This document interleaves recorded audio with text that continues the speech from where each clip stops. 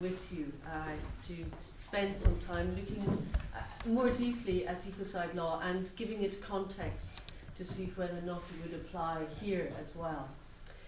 So a little bit about me. I am a barrister, which is a court advocate, and my background is corporate law, not environmental law. So I understand this through the lens of corporations accruing rights and ownership over land and going in and using land or water for purposes of actually making profit. Rarely is it the intent to go in there to destroy. We don't have CEOs or directors sitting there rubbing their hands together saying, what are we going to destroy today? It's not how it works. It's in fact governed by a very simple legal premise.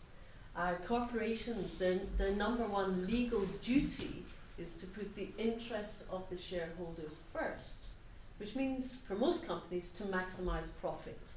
And in fact, the whole of the world kind of runs on that premise. Almost the whole of the world, actually. And this is our normative, if you like. This is the norm that we now inhabit. And when I was a barrister in court, I think 9.5, 10 years ago, I found myself thinking, how is it that I'm representing big transnational corporations, CEOs and directors, that I get on really well with, but they think it's really normal to make lots of profit out of mass damage and destruction, How come it's so normalized? And it actually crystallized into really one key question that I asked myself, because I could see there was missing law. How do we create a legal duty of care for the earth? And in a way, these last 10 years have been my response to that question. I didn't know the answer to that question.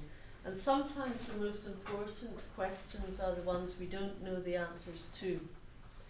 I'm a person who got very good at giving answers and did very well at university. But in truth, having first-class degrees is not what changes the world. What helps change the world is when we ask the big questions we don't know the answers to, and we seek out the answers. And in a way, it's the quester who asks the questions that takes you on the quest. And my quest is, how do we end the era of ecocide? Now, I'm just a lawyer, so I'm just putting my legal skills to good use to create the new laws, to create the legal duty of care for the earth.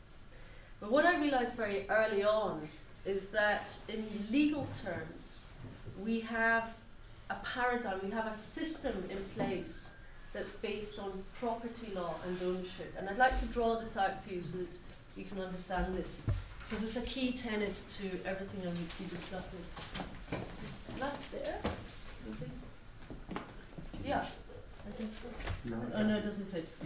Please. Yeah, we can do that. Yeah. Thank you. Okay, so I hope everyone can see. If not, move please. Here we have the Earth, yeah? And there are two ways of viewing the Earth.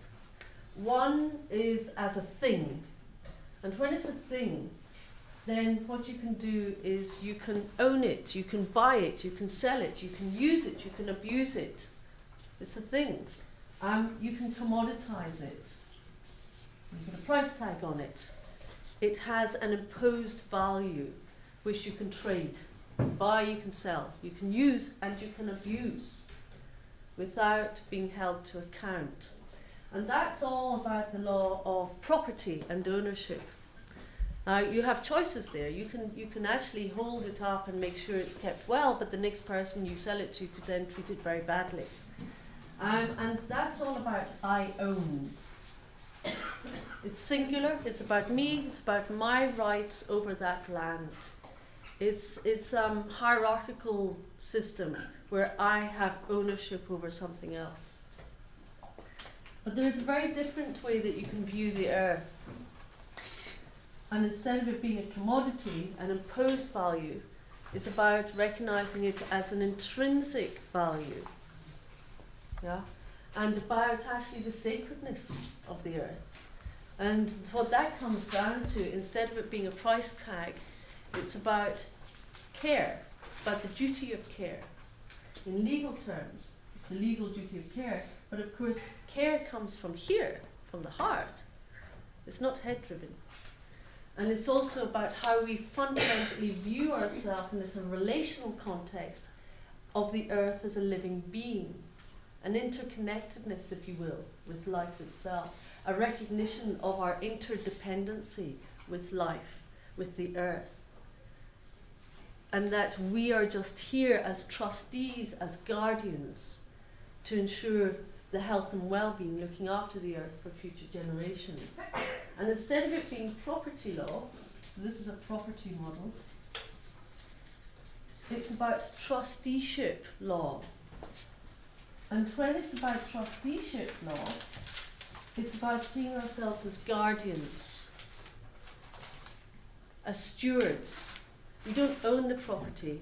In fact, we only have tenureship of it for future generations. And this is about intergenerational equity. And instead of it being I own, it's about we collectively owe a duty of care. So it's we. It becomes a collective and it becomes a duty. Some might say a sacred duty. Now, this existing process of looking at the world as a piece of property was precisely what governed civilization to say actually we can treat humanity as a piece of property to buy and to sell. That's what slavery was all about. So hey, by dint of your colour, you're black, I can then buy and sell you, use you, abuse you, put you in chains. You have an imposed value, you have a price tag, I can make money out of you, you're a commodity. And we got to a certain stage and we said, actually that doesn't work for human beings. To treat human beings as slaves that are pieces of property and ownership. And it got to a certain stage where that was challenged within society 200 years ago. And eventually what we did is we outlawed it. In fact, we did more than that, we criminalized it. Because criminal law is not in this space. Criminal law is over here. Criminal law, the laws that say something is a crime, it's when we take a moral wrong and we make it a legal wrong. And there is a phrase that we use in law, it's a Latin phrase, when malum in se becomes malum prohibita. When something is so wrong in and of itself, we prohibit it. And this is all to do with how we actually determine how society engages with the world. We decide, okay, theft is wrong, so we outlaw it. Murder is wrong, so we make it a crime. Grievous bodily harm, beating someone up, child sex abuse. You know, all of these things at one time actually weren't crimes. But we got to a certain point where we used law. Law, in a way, is about giving intent, specific intent, criminal law in particular, specific intent as to what we prohibit. Because what we do is we create duties and obligations to uphold our rights. Now, what do I mean by that? Our human right to life. Our human right to life means very little if someone comes along and shoots you.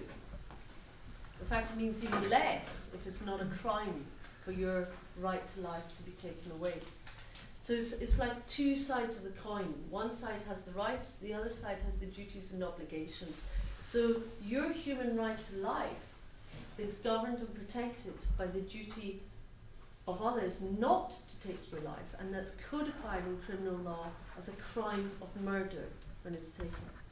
Now, if it's you and your community, it's not just murder or homicide, it then becomes genocide is the crime to protect it. Now, that doesn't mean that we no longer have murder. Of course we do. But what it does do is that we recognize the consequences. When you're having an argument, a heated argument in the kitchen with your partner, it might not seem like a jolly good idea to pick up the carving knife and put it where you most want to at that moment, and it's probably not going to be in the steak. So this is important because we recognise that fundamentally it's wrong, we don't go there. And for those that do, then there is a process within the court that can actually find some semblance of justice, or certainly address the fact that you have breached your duty, your obligations to another person's life, and that there is a form of justice there to address that. Now, when we look to the earth, you could say the earth has the right to life too. If you're looking at the earth from here as a living being. But if you're looking at the earth as a thing, you have no interest in that concept. Because of course when you view the earth as a thing, there is no relationship. It's non-relational, it's just an ownership model. Affectional value?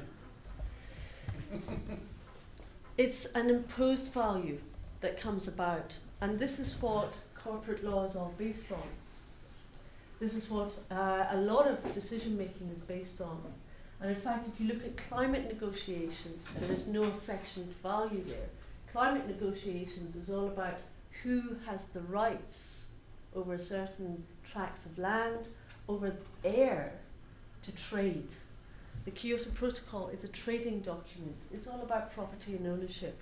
For the indigenous communities in the forests, if you look at the RED negotiations, that's all about who has the rights over what parts of forests. It's all a property and ownership model. And of course, written into the annex, it says you should take into consideration the communities in those forests. But as all good lawyers know, the difference between should and must is a very big gulf indeed.